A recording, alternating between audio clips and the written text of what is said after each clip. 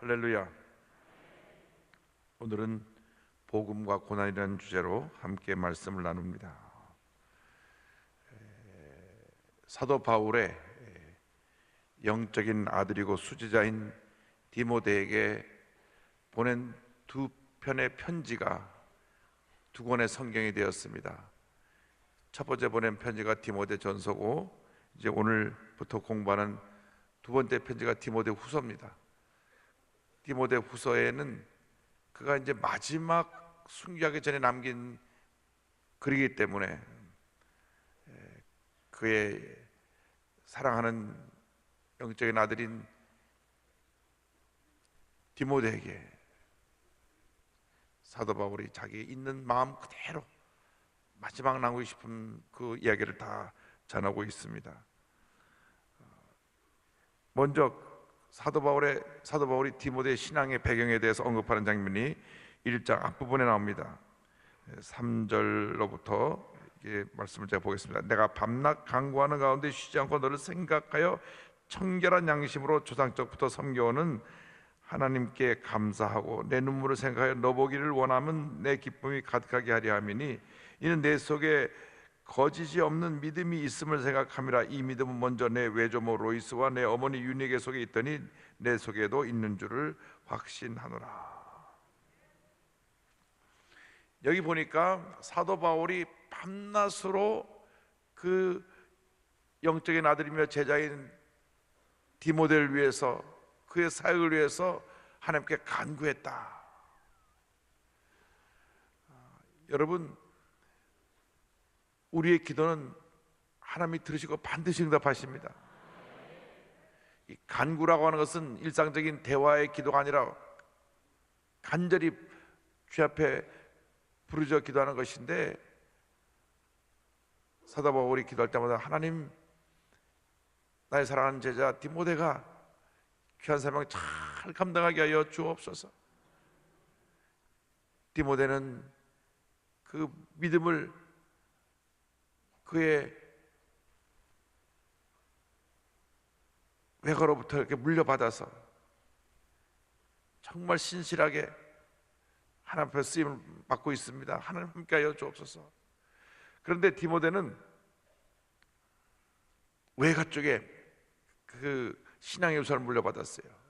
외할머니, 어머니, 그리고 자신이 내려온 그 믿음의 유산, 외할머니 로이스와 어머니 유니게, 그 믿음을 내가 물려받아서 하나님 앞에서 정말 정결한 마음으로 신실한 믿음으로 하나님을 섬기는 그 일에 대해서 참 내가 감사하고 하나님 앞에서 이 디모데가 하나님 앞에 늘 귀하게 쓰임받기를 기도했다고 하는 내용이 나옵니다. 거짓이 없는 믿음이 내게 있는 걸 내가 안다. 너의 그 진실되고 신실한 그 모습을 내가 안다. 우리가 예수 믿고 난 다음 무엇이 먼저 달라져야 되느냐? 우리가 하나님 보시기에 부끄러움이 없는, 거짓이 없는 믿음으로 변화되어야 하는 것입니다. 디모데전서 1장 5절에 이 교훈의 목적은, 편지를 쓴 내용은, 이유는 청결한 마음과 선한 양심과 거짓이 없는 믿음에서 나오는 사랑이거늘 그랬습니다.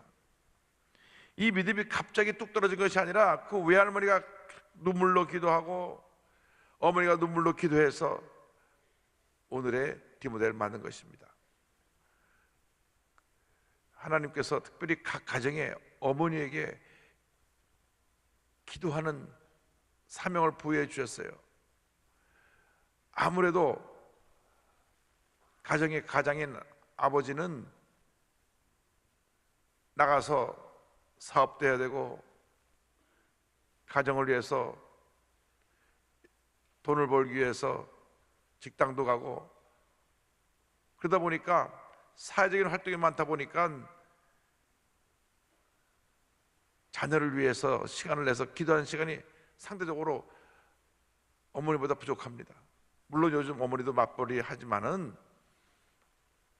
그러나 기도하는 시간이 어쨌건 많은 경우에 남자보다 여자가 더 많은 것 같아요. 그래서 우리 어머니에게 준 특권이 기도의 특권입니다. 할렐루야. 기도하는 어머니가 많은 교회가 안정되고 부흥하는 것입니다. 어머니의 기도가 그 하나도 땅에 떨어지지 아니하고 다 하늘 보좌에 상달되어서 응답이 되는 것입니다. 그래서 기도하는 어머니를 둔 자녀들은 잘못되는 법이 없어요. 왜? 어머니가 기도하고 또 기도하고 기도해서 기도로 딱 붙잡아주고 있기 때문에 하나님께서 그 기도를 들으시고 그 자녀 일생을 책임져 주시는 것입니다. 그래서 집에서부터 기도하는 그러한 아름다운 신앙의 전통이 있어야 되는데, 여러분 모든 가정에서 오늘부터 매일같이 자녀를 위해서 기도하는 그 같은 아름다운 신앙의 전통이 이어져 내려가기를 바랍니다. 저는 어릴 때 아침에 어머니 기도 소리를 들으면서 깨어났던 기억이 납니다. 고3이 돼서 새벽 4시 이전에 깨면 벌써 어머니 기도하는 기도 소리가 들립니다.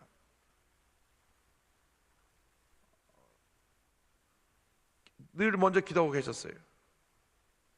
그 기도 소리가 늘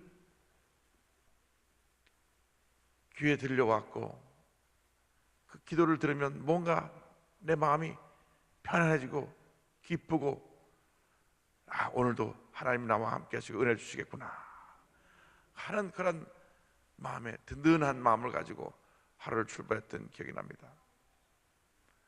늘 어머니가 하시는 말씀, 내가 너에게 다른 것은 해줄 거 있는 것이 없어도 내가 간절히 널 위해서 밤낮으로 기도한다. 내가 널 위해서 기도한다. 지금 90이 되셨는데 지금도 저를 위해서 기도해 주고 계십니다. 진짜 감사할 것밖에 없어요. 그래서 그 기도가 자녀의 운명을 바꿔놓고, 기도가 하나님의 은혜로 우리를 이끌어가기 때문에 오늘 우리가 결심해야 될 것은, 내가 기도하는 아버지, 기도하는 어머니가 되겠습니다. 어머니들은 아무래도 이 해산의 고통을 겪어서 아이를 낳기 때문에 더 많은 애정과 사랑이, 그냥 내리사랑이 있기 때문에 더 간절할 수밖에 없어요. 아버지는 사업도 해야죠. 또 여러 가지 많은 일 돌봐야 되죠. 또 교회에서 장로님으로, 안수사님으로 교회 섬기는 일에 바쁘죠. 그러니까 기도할 것이 많이 분산되어 있어요. 많은 내용이 있는데, 어머니는 그냥 기도가 딱 그냥 자나깨나 앉아서 내 새끼 내 새끼 내 새끼. 너무나 또 자식이 우상이 되면 안 되고요. 제 말은 신앙의 유산을 물려줘요. 신앙의 유산. 우리 자녀가 예수 잘 믿게 하여 주옵소서.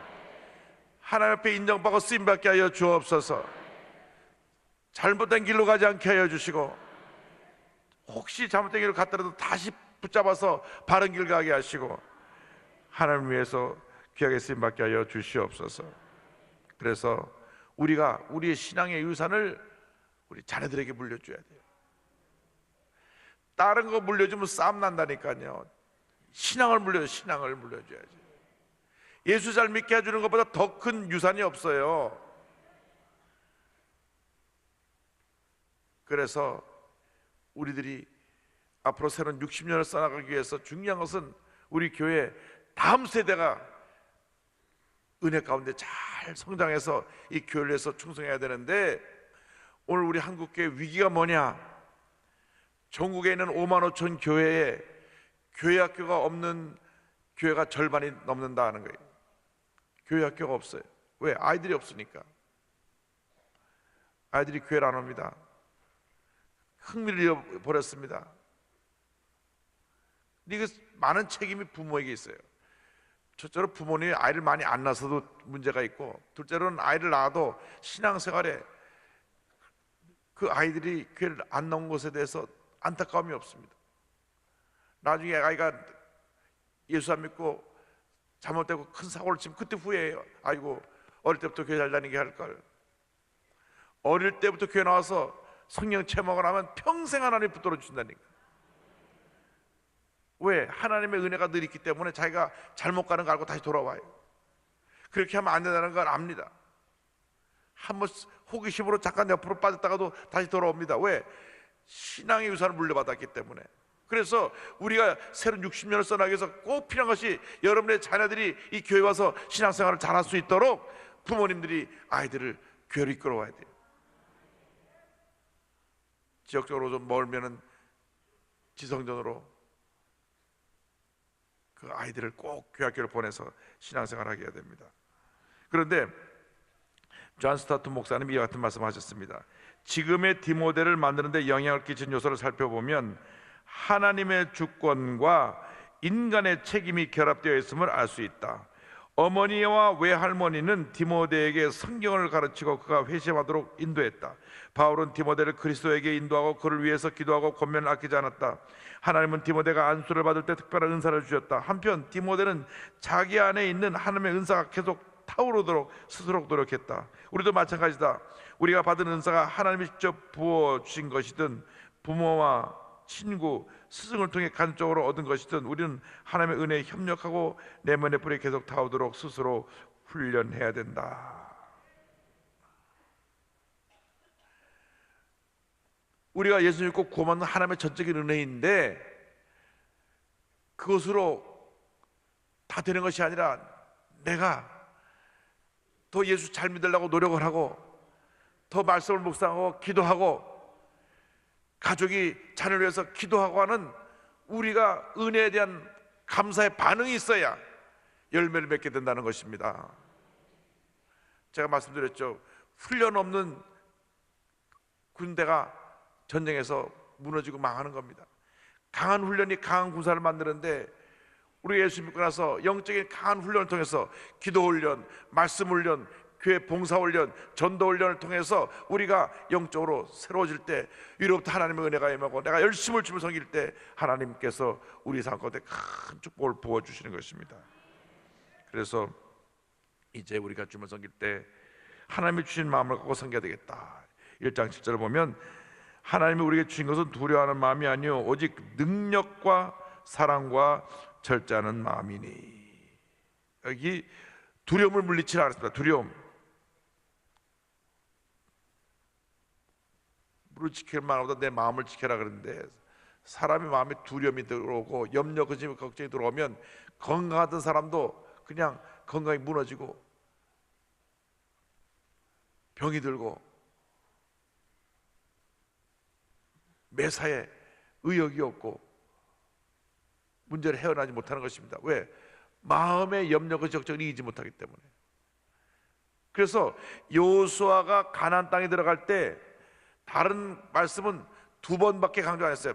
하나님 말씀이 얼마나 중요합니까? 말씀을 지켜 행하라. 그렇게 중요한 말씀 2번 강조했는데 3번 강조한 게 뭐냐? 마음을 강하게 하고 담대하라. 강하게 하고 담대하라. 강하게 하고 담대하라. 이 귀한 말씀을 지켜 행하려면 마음이 강하고 담대해야지. 마음이 강하고 담대하지 못하니까 자꾸 낙심하고 또 상처받고 또 상처받고 아이고 내 팔자야 이래고는 안 되는 거예요. 예수 믿는 사람은 이제는 가슴을 펴고 하나님이 함께 하시니까 야훼는 나의 목자시니 내게 부족함이 없으리로다.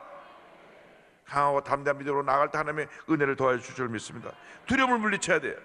주의 은혜와 주의 사랑이 충만하면 두려움이 쫓겨나갑니다. 요한일서 4장 18절에 사랑 안에 두려움이 없고 온전한 사랑이 두려움을 내쫓나니 두려움에는 형벌이 있음이라 두려워하는 자는 사랑 안에서 온전히 이루지 못하였느니라.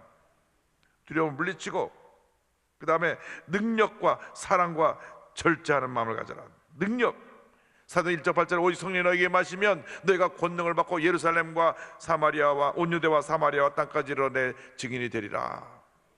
성령이 임하면 권능이 임하는데 왜 권능이 임하느냐? 증인되라고. 우리가 자꾸 권능이 없이 무기력하고 시험에 들고 상처받는 이유는 성령이 안 임해서 그래요.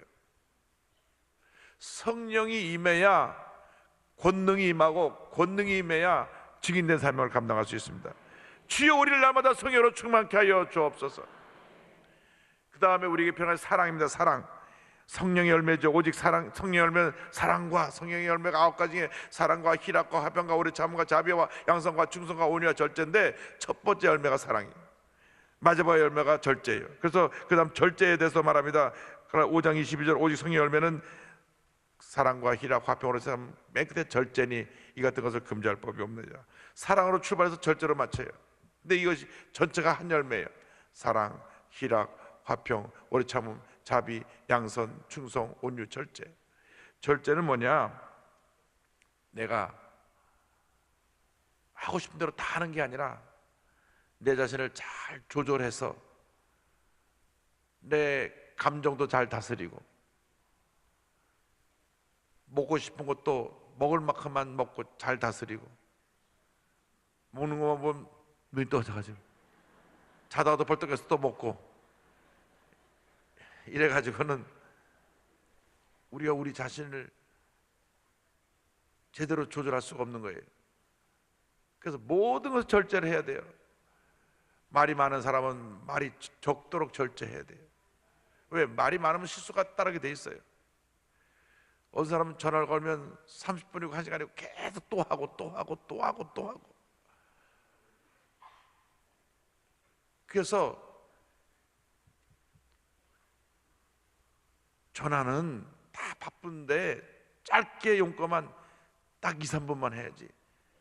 막 30분, 1시간씩 걸어. 그래 갖고요, 또 그랬어요, 또 그래 갖고, 이렇게 하면 끊지도 못하고 바쁜데.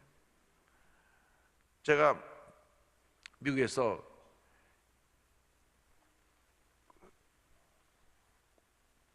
큰 마트에서 일하는 분을 잠깐 가서 본 적이 있는데, 일할 때는 전화를 안 받아요. 일에 전념하느라고. 누가 왔어도 안녕하세요 그러고 다 해요. 가서 뭐 여기 와서 우리 차 한잔 마시고 얘기 좀 하면서, 그거 없어요. 왜? 그 시간에 얼마나 열심히 다서 일하는지 몰라요. 적당히 시간 떼고 땡 하면 가는 그런 게 아니에요. 아주 열심히 일을 해요. 그래서 같이 하루에 아침 9시부터 오후 5시까지 일한다고 해도, 8시간 일한다고 해도 우리가 일하는 거 한 두세 배 일하는 것 같아요. 얼마나 열심히 일하는지 몰라요. 그러니까 우리가 이 모든 일에 절제하고 최선을 다하면 하나님이 우리를 잘 되게 해줄 수밖에 없어요. 그래서 우리가 늘 매사에 절제하고 주의 사랑을 사랑하는 주님의 자녀로 쓰임받아야 될 것입니다. 그런데 문제는 이 사역에 고난이 함께한다. 고난이 함께하는 사역. 1장 8절을 보니까, 그러므로 너는 내가 우리 주를 증언함과 또는 주를 위하여 갇힌 데 된 나를 부끄러워하지 말고 오직 능력을 따라서 복음과 함께 고난을 받으라. 9절 10절입니다. 하나님이 우리를 구원하신 거룩하신 소명으로 부르심은 우리의 행위대로 하심이 아니요 오직 자기 뜻과 영원 전부터 그리스도 예수 안에서 우리에게 주신 은혜대로 하심이라. 이제는 우리 구주 그리스도 예수의 나타나심으로 말미암아 나타났으니 그는 사망을 패하시고 복음으로써 생명과 썩지 않을 것을 드러내시니라. 이 복음을 전하려 할 때는 이게 고난이 따른다. 그래서 11절에 내가 이 복음을 위하여 선포자와 사도와 교사로 부르심을 입었느니라. 그 당시 복음을 전하려 얼마나 핍박이 임했는지 모릅니다. 그런데 우리가 이 세상 사는 동안 주님 뜻대로 바로 살려고 하면 때때로 불이익을 당하게 되기도 하고 고난을 받기도 합니다.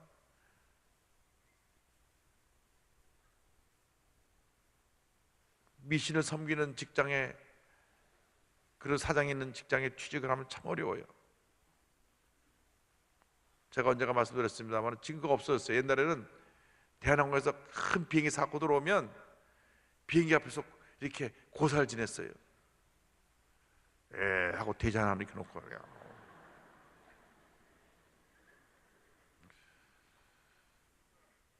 나는 왜 고사할 때 돼지 머리 갖다 놓는 이해를 못 하겠어요.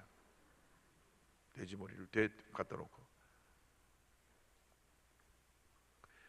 그 죽은 돼지가 무슨 복을 줍니까? 또 돈 이렇게 울려가지고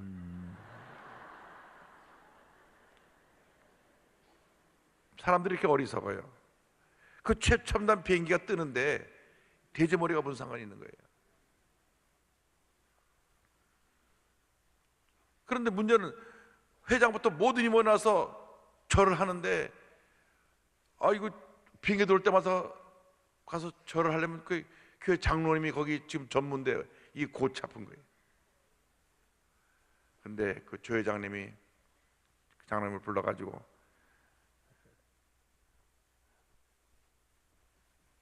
전무님은 독실한 크리스찬인 걸 내가 아니까 여기서 빼줄 테니 이 시간에 안 나도 좋습니다. 워낙 신뢰라니까, 워낙 이분이 믿음을 잘 지키고 본인이 모든 면에 일을 잘하고 대한항공에서 큰 공적을 남겼기 때문에, 그래서 거기 고사 지내는데 안 가도 되는 거예요. 그 전까지 얼마나 많은 핍박이 있었겠습니까? 아니, 당신은 뭔데 혼자 말이야 신앙 지킨다고 그렇게 튀고 별도 행동을 하고 질서를 깨뜨리고 이건 윗사람 뜻을 거역하는 것이고, 막 동료들이 주변에서 그 자리에 올라올 때까지 많은 핍박과 고난이 있었지만 믿음을 지켰더니 전문까지 올라오면서 신앙을 잘 지켜서 장로님 되고, 그리고 그러한 자리에 빠질 수 있게끔까지 인정을 받은 거예요. 저 친구는 워낙 순복음교회 출신이 돼가지고 이런데 불러도 안 올 테니까, 그렇다고 해서 그냥 사표를 하면 우리 손해니까 그냥 여기는 빠지게 해주자. 물론 요즘 그거 없어졌어요. 오래전 얘기입니다. 옛날에 그러니까, 오래전에 그랬으니까 비행기 떨어지고 그러더라고. 근데 요즘은 안 떨어지잖아요. 참 희한하죠. 그 하고 갈 때는 그 잘난 비행기가 가다가 비행기가 떨어질 확률은 정말 100만 분의 1 떨어질 확률이 없는 거예요. 근데 떨어지니까 안 떨어지니까 또 와서 쏴가고 떨어뜨리더라고. 그러니 이건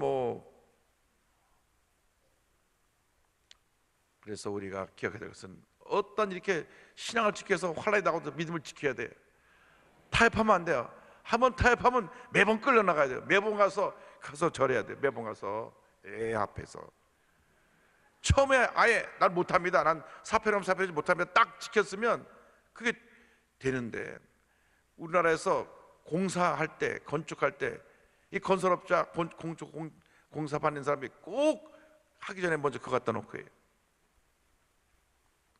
이런 것들이 싹 없어져야 돼요. 이런 미신이 싹 없어져야 돼요. 근데 그러려면 우리 믿음을 잘 지켜서 고난을 받을 때 견뎌내야 돼요. 1장 10절에 이로 말미암아 내가 또 이 고난을 받되 부끄러워하지 아니함은 내가 믿는 자를 내가 알고 또한 내가 의탁한 것을 그날까지 그가 능히 지키실 줄을 확신함이라. 믿음을 지키면 하나님이 큰 은혜가 임합니다. 밥보다 예수라는 그 간증을 쓴 책에 소개된 백묘숙 권사님 얘기입니다. 울릉도에서 자라서 올케 따라 교회 가게 되면서 새벽 예배를 드리면 열심히 신앙생활을 하게 됐는데, 본인 뜻과는 상관없이 깊은 산골로 시집을 갑니다. 시아버님은 책을 보면서 점을 치는 분인데, 본인이 맏며느리잖아요. 그래서 교회가 있다는 말을 못 꺼내고 몰래 멀리는 교회를 다니다가 그만 동네 사람에 들켰습니다. 그래서 동네 사람들이 15분 돼 가서 그 맏며느리가 저 산 너머에 있는 교회를 다니고 있는데 절대 교회 못 다니게 하라고. 온 집안에 비상이 걸렸습니다. 시어머니가 불러 말합니다. 우리 집안은 칠성을 믿는데 너는 예수 믿으니 우리 집안 망하게 생겼다. 예수 믿는 거 포기해라. 저는 포기하지 못합니다. 그러니까 시부모님이 무당을 데려다 구술합니다. 권사님이 이렇게 그때의 상황을 설명합니다. 구술하는 것은 동네 사람 모아두고 공개 재판하는 것과 똑같다.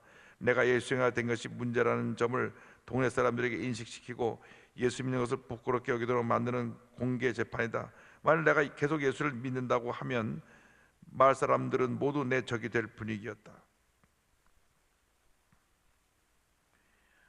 그런데 진짜로 막 무당에서 막 광광광광 하면서 뛰고 난리 치는데, 막 신이 내려갖고 막 동네 사람 동요를 하는데, 이 권사님한테 아무 일이 안 일어나요. 하나님이 함께 하시니까. 무당들이 막 이렇게 무당국 살다가 당합니다. 무당이 소리 질렀습니다. 칠성하고 예수하고 이 집에 같이 있으니 이 집은 지구속에 망한다. 너 어떻게 할 거냐? 그때 권사님이 당당하게 말했습니다. 오늘 저녁이라도 보따리 싸서 가락하면 가겠습니다. 하지만 내 삼아 예수 안 믿으면 죽습니다. 나는 예수 안 믿고는 못 삽니다. 못 산대요. 못 삽니다. 온 동네 사람이 미치다고 난리가 났습니다. 그런데 시아버지가 그걸 보고 감동을 받았어요. 무당들도 자기 며느리한테 쩔쩔매는 걸 보고, 이제 내 며느리가 예수를 믿든 망하든 교회를 가든 하든 우리 집이 망하든 말든 당신들은 가보라고. 그렇게 허락해서 며느리 편을 들어주니까 그걸 보고 오히려 동네 사람들이 야, 예수가 진짜가 보다. 그래서부터 많이 교회를 나오게 됐습니다. 할렐루야.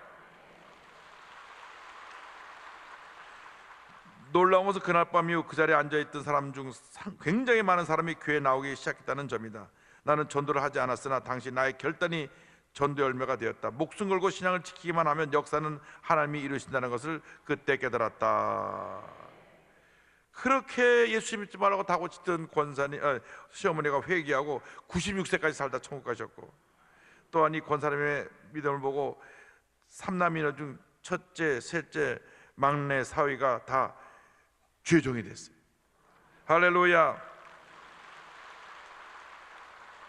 이렇게 고백합니다. 나를 완전히 궁지로 몰았던 그 위기가 신앙생활을 평안하게 할 수 있는 가장 좋은 기회가 되었다.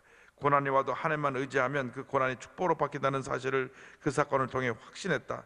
내 후손에게 내가 물려줄 수 있는 유일한 이야기는 예수 잘 믿으라는 것밖에 없다. 예수 믿는 것 외에 부려울 것이 없으니까 마지막 내 소망은 하나님만 붙들고 살다가 기도하며 죽는 것이다. 할렐루야. 그래서 올해 어떠한 신앙생활에 도전이 있고 방해가 있고 핍박이 있고 고난이 있어도 믿음 지키고 더 열심히 주님을 섬기고 더 열심히 복음을 전하고 더 열심히 하나님의 영광을 위해 헌신하는 복된 하나 되기를 주님의 이름으로 축원합니다. 기도하겠습니다. 사랑과 은혜와 자비가 무한하신 하나님 아버지,